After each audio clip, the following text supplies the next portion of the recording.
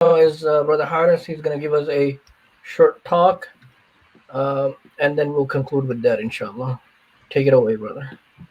بسم الله الحمد لله والصلاة والسلام على رسول الله صلى الله عليه وسلم. How can we deal with extreme sadness? That's something I wanted to cover today. Because it seems like a lot of people, even though they've got money, they've got food, they've got family, they're still not happy for some reason. And maybe that's because they lost a friend or their job, or they're not really happy with the way they look. So they get really, really down. How can we deal with sadness?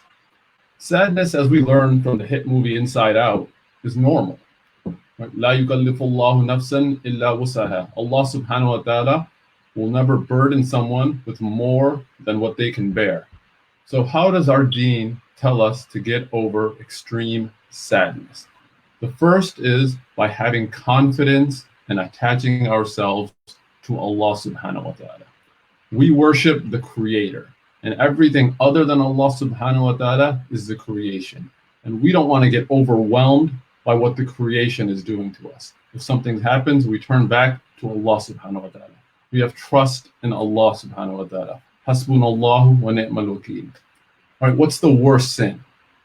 It's shirk, right? It's applying partners to Allah subhanahu wa ta'ala. So we rely on Allah subhanahu wa ta'ala through tawheed. I'm going to read a part of a hadith. The Prophet ﷺ told us that know that if the whole world were to gather together in order to help you, they would not be able to help you except if Allah had written so. And if the whole world were to gather together in order to harm you, they would not harm you except if Allah had written so. So we have belief in the divine decree, right? Iman bil qada'i wal qadar. And after something happens, we have that belief that it's from Allah subhanahu wa ta'ala.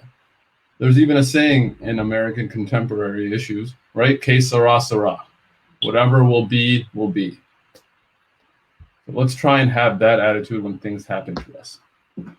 Sometimes we're so obsessed with getting one specific thing. There was this Muslim couple who were really sad because they didn't have children. Their entire success in life was boxed around whether or not they had children. So the Sheikh told them, don't box your happiness into whether or not you have children. Think about the vastness of this life and the next life. If you're just obsessed about one single thing, whether or not you're going to have children, then your happiness, everything in your daily life is going to be tied into that. And even if you're a conscious believer, if you're obsessed over one single thing and you don't have that, that can lead to sadness. Right? And Allah subhanahu wa ta'ala tells us that some people will have only girls, some people will have only boys, and some people won't have any children at all.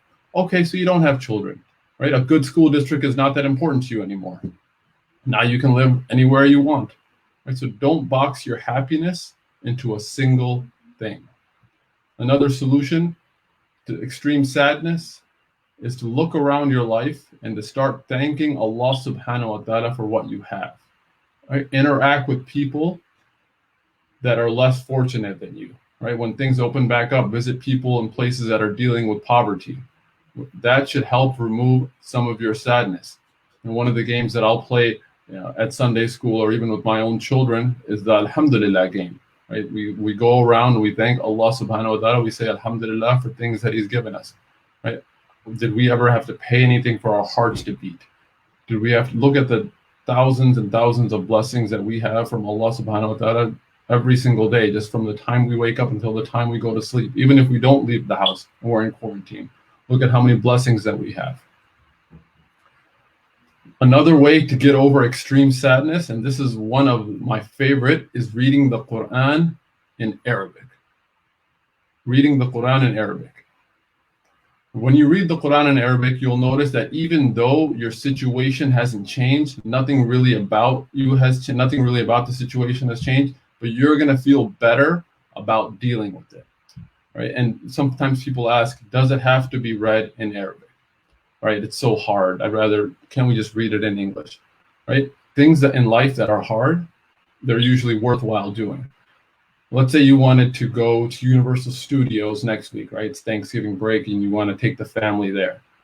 Do you have to do any work to do that, right? You got to pack your bags, you got to buy a ticket, then you have to get early to the airport because a lot of people are traveling next week, right? Then you're going to fly 3 hours to get there. And then does the plane drop you right off in front of Universal Studios? No, then you got to go to the hotel. There's a whole gambit of things that you have to do something enjoyable.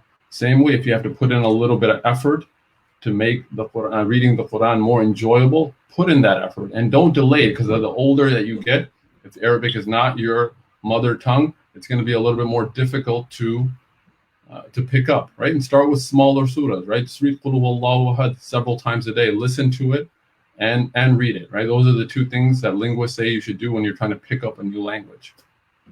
So reading the Quran in Arabic is the next solution. The one after that is thinking about the akhirah for 5 minutes a day. Right? By remembering the akhirah, by remembering death in a positive way, it'll help provide balance in your life. Right? Sometimes everything in our life is going well. Right? Everything's coming up Millhouse. But if we remember death, then that'll kind of bring us a little bit back to reality. It'll make us more balanced in our life. And if things aren't going so well, we'll remember, when we remember death, we'll know that this sadness is going to end soon. Right? Allah subhanahu wa ta'ala tells us when we see the day of judgment, كَأَنَّهُمْ يَوْمَ يَرَوْنَهَا لَمْ يَلْبَسُوا إِلَّا عَشِيَّةً أَوْ ضُحَاهَا. Right? On the day they see it, it will be as if they had stayed in this world no more than one evening or its morning. Right? This life is just a stop. We started somewhere else and we're going somewhere else. This life is just a stop. The real happiness without any restrictions is the next life. Lastly, make dua. Ad-dua huwa al-ibadah. Right? The dua is the essence of ibadah. Did you know that dua is actually a treatment for sadness as well? Dua is a strong reason for achieving what you want to achieve. Once the Prophet ﷺ saw Abu Umama in the masjid, and he was really sad. And he asked him, "What's wrong?" And Abu Umama said, "I have a lot of debts."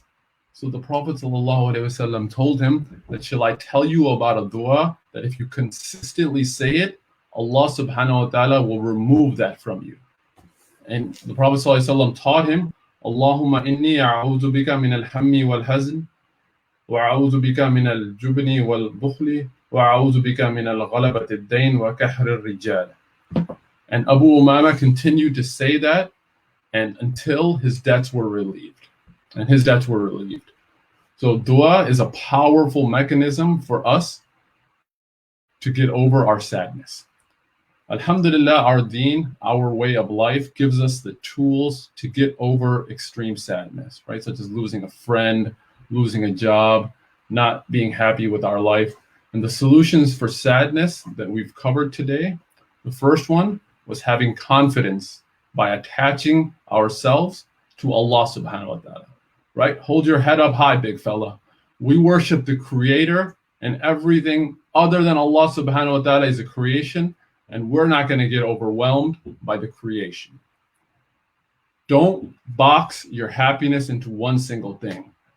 I really want a Ford Raptor, and if I can't afford it, I'm just not going to be happy with the car that I have, right? If I can't have that job, I'm going to be really depressed. If I'm not going to be able to marry that person that I wanted to marry, I'm not going to be happy with whatever spouse that I've gotten, right? Don't box your happiness into one single thing, right? The vastness of this life, there's a lot of different things that we can be happy about, and then always remember that the vastness of the akhirah, where there's no restrictions to anything that we want to do, anything that we want to accomplish. The next solution we covered to get over sadness was reading the Quran in Arabic. Do this for just 10 minutes a day for a month and see how you feel about that sadness. The next solution that we covered was thinking about the akhirah for just 5 minutes a day. Right? Allah subhanahu wa ta'ala tells us, وَأَمَّا مَنْ خَافَ مَقَامَ رَبِّهِ وَنَهَى النَّفْسَ عَنِ الْهَوَىٰ. Right? As for those who are in awe of standing before their Lord and restrain themselves from evil desires, فَإِنَّ الْجَنَّةَ هِيَ الْمَأْوَى. Paradise will certainly be their home.